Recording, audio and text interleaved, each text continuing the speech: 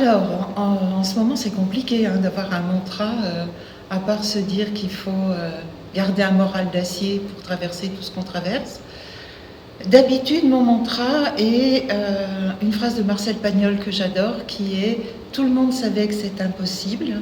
Il est arrivé un jour un imbécile qui ne le savait pas et qui l'a fait. » Et j'encourage vraiment tous mes lecteurs, tous mes coachés et moi-même à me rappeler que je voudrais être cet imbécile qui ne sait pas que c'est impossible. Donc ça, c'est le mantra générique on va dire, de toute ma vie. En ce moment, mon mantra, c'est un pas après l'autre, dans cette crise bizarre, on va voir ce qui se passera de l'autre côté.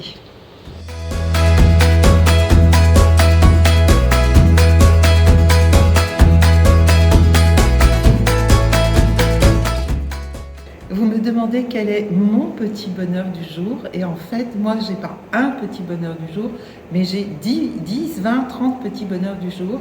En fait, mes petits bonheurs du jour, c'est avant tout des visites d'animaux dans mon jardin ou sur la route. À chaque fois que je croise un renard, une biche sur la route, quand il y a un petit rouge-gorge qui m'attend quand je rentre dans mon jardin, quand il y a un petit écureuil qui se faufile dans la nature, ça c'est les petits cadeaux du jour.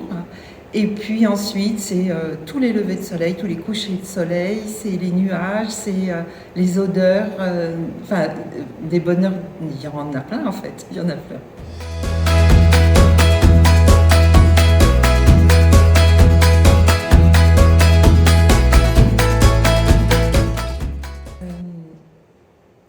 Alors, j'aime toutes les questions qui concernent mon travail. Je le dis souvent en formation, il n'y a pas de questions bêtes. La seule question bête, c'est celle qu'on n'a pas posée. Donc, dans le cadre de mon travail, vous pouvez me poser toutes les questions que vous voulez. J'aurai toujours plaisir à y répondre. Et puis, si je ne sais pas répondre, je vous le dirai, je dirai je ne sais pas, et vous me posez une colle, et j'ai le droit aussi de ne pas tout savoir. Les questions, par contre, qui me dérangent, c'est celles qui vont être soit très inductives, soit celles qui sont personnelles, parce que j'aime pas les questions personnelles, voilà, tout simplement. Donc posez-moi autant de questions que vous voulez sur mon travail, j'y répondrai toujours avec beaucoup de bonheur.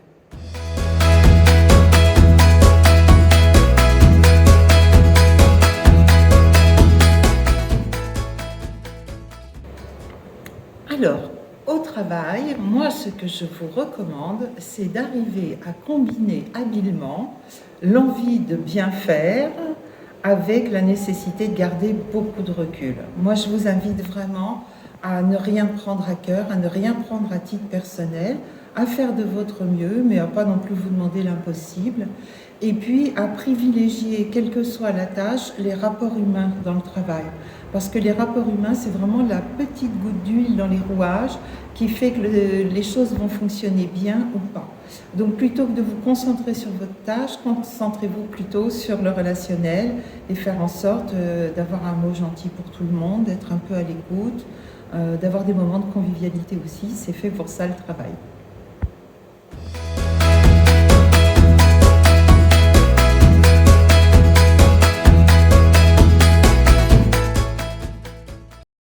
Passer une journée exceptionnelle, c'est à la fois très simple et à la fois très compliqué, il suffit de le décider.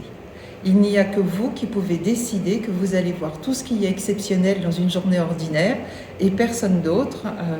Et en plus, ça dépend des jours. Il y a des jours, l'exceptionnel, ce sera dans un sens, et puis dans un autre jour, l'exceptionnel, ce sera par exemple d'avoir réussi à ne rien faire et à vous reposer. Donc, c'est à vous de décider si vous voulez une journée exceptionnelle ou pas.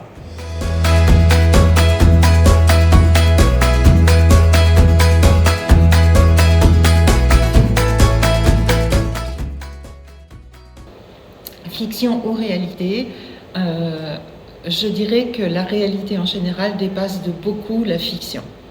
Moi, quand je travaille en coaching, j'écoute la vie des gens, j'écoute leurs histoires, leurs problématiques, et en général, ce sont des problématiques humaines tellement intenses que si vous mettiez ça dans une fiction, on dirait « non, non, c'est pas crédible, ça va trop loin, c'est trop fort ». Donc franchement, moi je préfère la réalité, elle est bien plus intense que tout ce qu'on peut voir dans une fiction.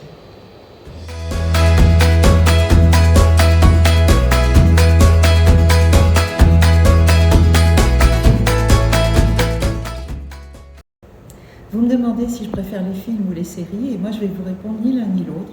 Moi, ce que je préfère, ce sont les romans. Parce qu'un film ou une série, d'abord les séries, moi je les trouve addictives, il faut que je me méfie beaucoup des séries, parce que si je commence à en regarder, je ne m'arrête plus. Et puis les films, comme je vous disais dans une question précédente, pour moi, c'est moins intéressant que la réalité. Par contre, j'adore les romans, ces moments de lecture où on rentre dans l'histoire et où c'est à nous de créer les images qui iront sur le roman qu'on nous raconte. Donc de loin, la lecture et les romans devant les films et les séries.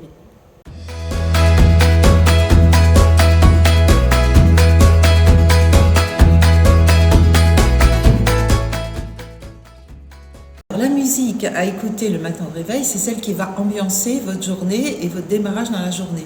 Donc ça dépend, à mon avis, de ce que vous voulez faire de votre journée. Si vous voulez la commencer toute douce, toute zen, peinarde, moi, mon idée, c'est qu'il faut mettre de la musique classique, c'est ce qu'il y a de plus délicat, de plus planant. Si vous voulez commencer la journée en étant dynamique, je vous recommande l'ouverture de Guillaume Tell. Et puis après, si vous voulez de la gaieté, c'est à vous de choisir dans toute la variété ce qui vous donne envie de danser, de bouger, de vous dynamiser. Mais je ne dirais pas une musique de réveil, mais plein de musiques de réveil en fonction de ce qu'on veut s'offrir comme démarrage.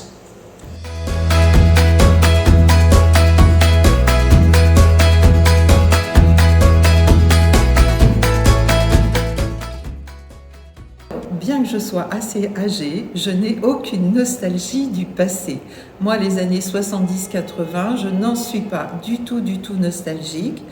C'était une époque, c'était bien sympa, mais on est passé à autre chose. Le futur, on ne sait pas trop de quoi il est fait. Donc moi, à la limite, je préfère l'instant présent. C'est le seul qu'on peut vraiment vivre intensément. Mais si je dois réellement choisir entre le passé et le futur, je dirais le futur. Et notamment nos jeunes générations, que je trouve vraiment très prometteuses.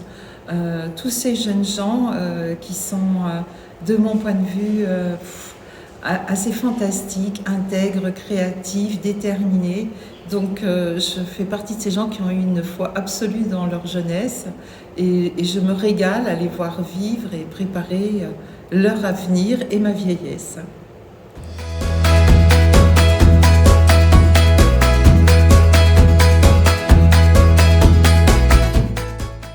Faut-il être sage? Mais qu'est-ce que c'est que cette question? Bon sang! Et puis d'abord, c'est quoi être sage, hein? Est-ce que c'est sage de ne mettre aucune folie dans sa vie? Franchement. Donc, faut-il être sage? Je dirais qu'il faut être sagement fou ou follement sage, comme ça, on est sûr de faire quelque chose de grandiose. Mais si je dois vraiment définir la sagesse, moi je dirais, c'est avoir simplement en permanence en connexion ce que je fais maintenant et ses effets dans le futur. Pour moi, c'est ça la sagesse. Mais ça ne doit pas empêcher, en connaissant le futur, d'avoir nos grains de folie sur le moment. Voilà.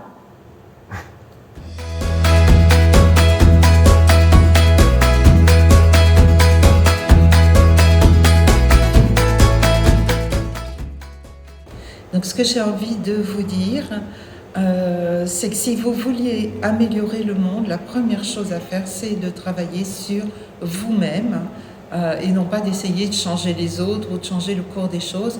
Le changement commence par l'intérieur. Apprenez à être en paix avec vous-même et votre paix rayonnera sur le monde. Donc, être en paix, s'aimer, prendre soin de soi. Le contexte actuel nous y encourage d'ailleurs beaucoup. Plutôt que d'être vent debout pour aller contre, combattre, etc. Revenez sur vous, changez-vous vous-même, faites-vous du bien, faites-vous plaisir et surtout aimez-vous vous-même en priorité.